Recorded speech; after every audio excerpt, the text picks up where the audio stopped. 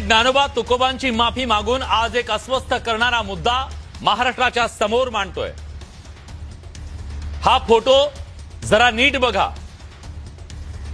हातात पिस्तूल रोखलेला हा कुठला गुंड, टोळीचा डॉन किंवा अंडरवर्ल्डचा शूटर नाहीये।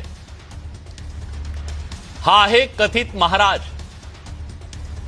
अंगावर वारकऱ्यांचा पांढरा अंगरखा, कमरेला धोतर, कपाळावर गंध आणि हातात बंदूक।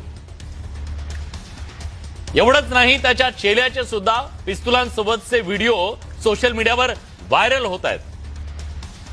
लातूर जिल्ह्यात पिस्तुल्या महाराज म्हणून ओळखल्या जाणाऱ्या या व्यक्तीचं खरं नाव किशोर शिवणीकर आहे। काही दिवसांपूर्वी लातूर जिल्ह्यातल्या खंडापूर इथं एक भव्य हरिनाम सप्ताह पार पडला।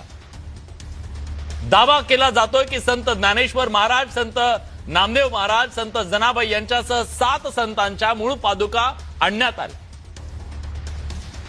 या दाव्यावर विश्वास ठेवून मराठवाड्यातील लाखो भाविकांनी गर्दी केली, दर्शन घेतलं आणि मनापासून दान टाकलं। जमेल तसं, जे जमेल तसं।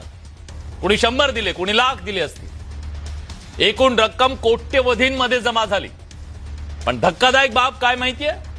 जेव्हा आळंदी देवस्थानला विचारलं गेलं की तुम्ही माऊलींच्या पादुका दिल्या होत्या का, त्यांनी सांगितलं नाही, खोटं आहे, पादुका कुठेही गेलेल्या नाहीयेत। मग प्रश्न उभा राहतो की भोळ्या बाबड्या भक्तांची सरळ सरळ फसवणूक केली गेली नाहीये का? आणखी गंभीर आरोप सांगतो, जमलेल्या दानातील कोट्यवधी रुपयांसह महाराज मागील 2 महिन्यापासून गायब। पैसे गायब, महाराज गायब, सगळे गायब। भक्त शोधतायत, पोलिसात तक्रारी दाखल झाल्या आणि सगळ्यांच्या मनात आज एक प्रश्न धगधगतोय, आपल्या श्रद्धेचा हा बाजार मांडला गेला का? गोरगरीब, कष्टकरी, भोळे